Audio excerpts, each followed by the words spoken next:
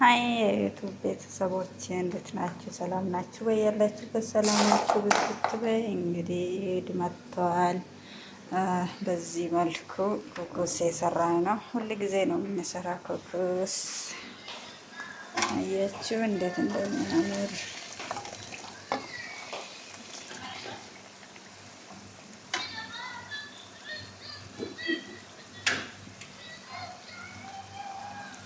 እዚህ ደግሞ ሻይ የወተት ሻይ የፈላው ነው።